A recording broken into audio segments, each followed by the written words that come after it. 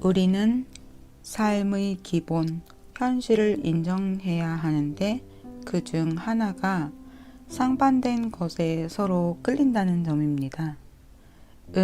양, 선, 악, 호불호 등 일체가 상반되는 한 쌍으로 이루어져 있고 서로를 끌어당깁니다. 그렇기 때문에 상반되는 상대를 만나는 것이고 그들이 미울 수도 있습니다. 상반되는 것끼리 만나면 다양한 에너지가 존재할 수 있습니다. 그중 하나가 탐욕이고 또 다른 하나는 미움입니다.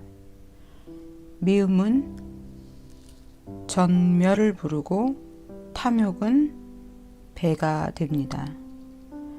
상반되는 것들의 본질을 알면 어떻게 작용하는지를 비출 수 있고 그리 되면 이로부터 무심하게 됩니다. 이것이 첫 번째 단계입니다. 먼저 자신의 집착을 알아차리고 이렇게 말합니다. 이런, 내가 그 사람을 죽일 뻔했어. 실제로 죽이지는 않았지만 상당히 근접했지요. 이때 손을 멈춥니다. 그 사람으로부터 2cm 밖에 떨어지지 않았어요. 내가 그 사람을 죽일 뻔했어. 그리고는 이렇게 말합니다.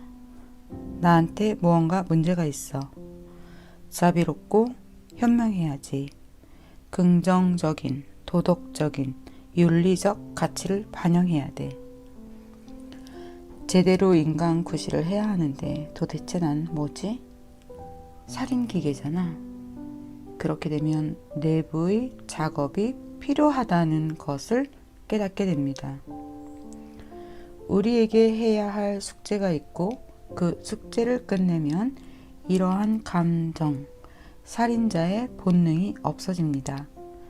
그렇지 않다면 두 가지 상반된 것이 만날 때 적뿐만 아니라 자기도 죽이게 됩니다. 누군가를 죽인다면 정작 죽여야 할 대상이 무엇인지 조만간 내면에서 알게 됩니다. 살인자는 지옥에 간다는 말이 그래서 나오는 것입니다. 지옥은 온갖 악취가 득실되고 죽고 나서 내 뒤로 닫히는 커다란 문이 있는 곳이 아닙니다. 세계의 종교인들, 일신교, 교도, 다신교, 교도, 심지어 불교 신자까지도 이렇게 생각하는 경우가 있습니다. 이들은 지옥을 멀리 떨어진 시공에 존재하는 외부의 장소라고 생각하지만 실은 그렇지 않습니다. 살인하는 그 순간 나의 내부에 지옥이 생깁니다. 경허스님께서는 한순간의 성냄이 10,000가지 악업을 일으킨다 라고 이르셨습니다. 경허스님은 제자를 어르고 달래는 유순한 분은 아니었습니다. 엄한 선사이셨습니다. 그러나 젊은이들이 스님에게 폭력을 가하는 걸 내버려 둘 만큼 자비심도 넘쳤던 분이셨습니다. 어쩌다가 이런 일이 일어났는지 아십니까? 하루는 경허스님이 산길을 걸어가고 있는데 거칠고 난폭한 젊은이들 무리가 나타나서 시비를 걸었습니다. 어이 늙은이, 작대기로 뭐하는 거야?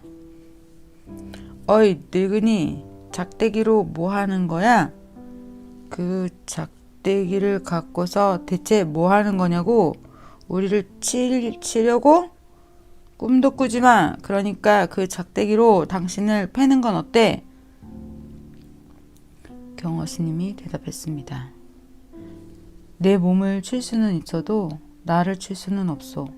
물론 젊은이들은 이 말을 이해할 리 없었죠.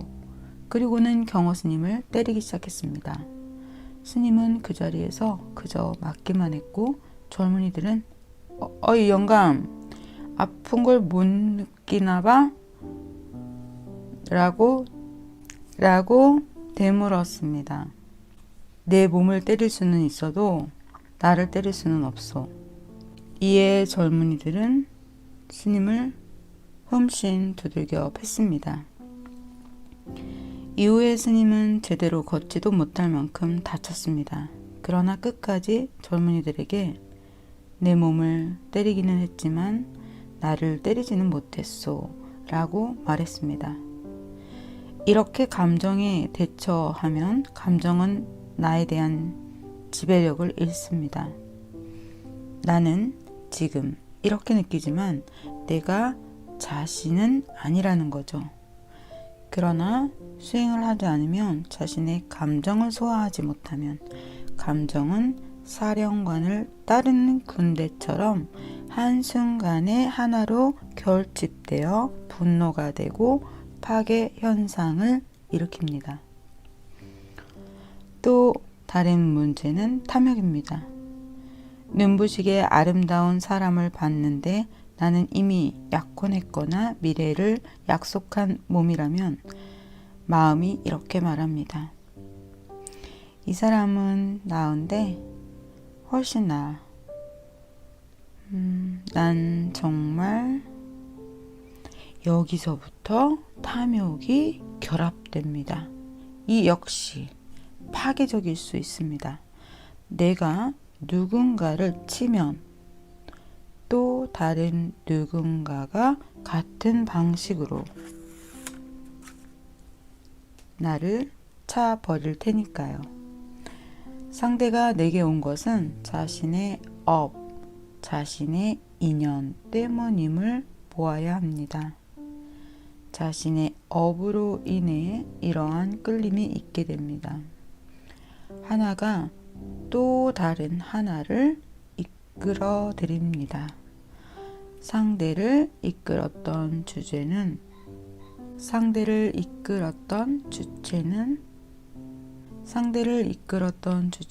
보살님이고 상사는 채널에 지나지 않습니다.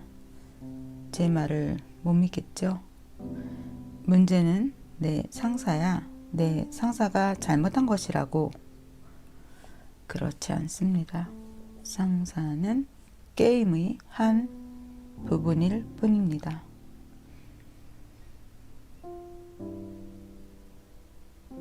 수행을 계속한다면 그 사람에 대한 분노가 사라질까요? 보살님이 원한다면 사라집니다. 원하지 않는다면 계속 남습니다. 자복에 앉아 수행을 하긴 하지만 그렇다고 해서 수행 자체가 반드시 돌파구를 제시해 주지는 않습니다. 내면의 업을 처리해야 합니다. 사실 대부분의 참선 수행자들은 선방에 있을 때보다 밖에서 더 좋은 결과를 나타냅니다. 선방에서는 대다수가 자신의 영화를 관람하기만 합니다. 혹은 집중하려고 해도 무기에 빠집니다. 업을 처리하고 소화하고 비추면 마음이 영이 되고 이 영으로부터 자비가 나옵니다. 그러나 자비는 차후의 이야기이고 지금은 우선 이 미움이 어디에서 오는지 질문하여 미움이 영이 되도록 하십시오.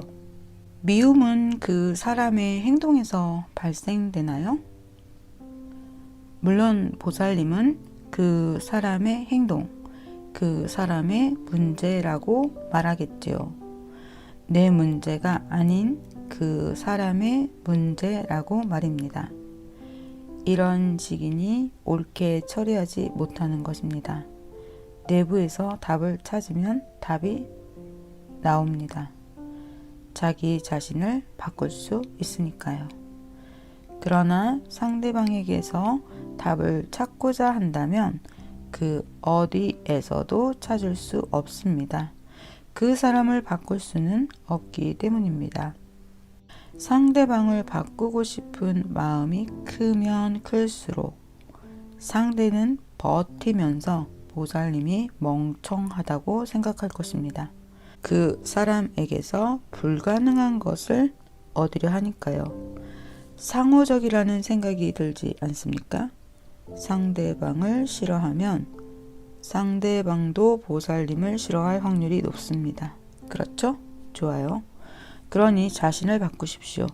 보살님이 방정식에서 풀 수 있는 부분은 바로 이것입니다. 다른 부분은 저절로 풀리게 되어 있습니다. 말씀드렸듯이 내가 맑으면 온 세상이 맑습니다. 미워하는 마음이 있으면 얼마지 않아 온 세상이 나를 미워하게 됩니다. 그러니 자신의 인간관계를 잘 들여다보십시오. 나는 인간관계에서 무엇을 취하고 있는가? 상대가 나를 거부하면 나도 상대를 거부할 확률이 높습니다. 그러니 내부에서 바꾸십시오. 수행을 하면 내 자신과 내 업을 바꿀 수 있습니다. 그러면 만나는 대상도 달라집니다. 이전에는 다른 동료, 다른 관계, 다른 행동을 취하게 되니까요. 이전에 도입부에서 파장이 같으면 같은 종류의 사람을 만난다 라는 말을 했습니다. 파장이 다르면 만나는 사람도 달라집니다. 예외가 없습니다. 내가 어떤 특정 에너지와 마음을 가지고 있으면 스스로 인식하기도 전에 그러한 유형의 사람을 끌게 됩니다. 충돌이 불가피합니다. 그렇기 때문에 성불하겠다라는 목표를 내 자신보다 우선시하는 것이 중요합니다. 그렇게 하면 이원성을 초월하는 길에 이미 들어선 셈이고 시간이 얼마나 걸릴지는 문제가 되지 않습니다. 이 목표에 집중하는 한 목표가 바뀔 일은 없습니다. 그러나 집중하지 못하면 대의심, 대분심은 사라져 버립니다. 대신심이 사라지기 때문입니다. 그러니 자신의 마음에 대해 내 자신에 대해 신심을 내십시오. 이것은 자신에 대한 믿음을 뜻합니다. 아상을 믿지 말고 참 나를 믿으십시오. 이것을 할 수 있으면 부처가 될 수 있고 이때 감정은 자비로 바뀝니다. 생각은 지혜로, 파괴적인 힘은 도움의 힘으로 바뀝니다. 지혜, 자비, 힘의 수용이 명확해집니다. 그냥 의미 없는 약속을 하는 게 아닙니다. 수행을 한다면 현실화 될 수도 있습니다. 수행하지 않는다면 제가 드린 말씀은 스쳐 지나가서 머리에 하나도 남지 않게 됩니다.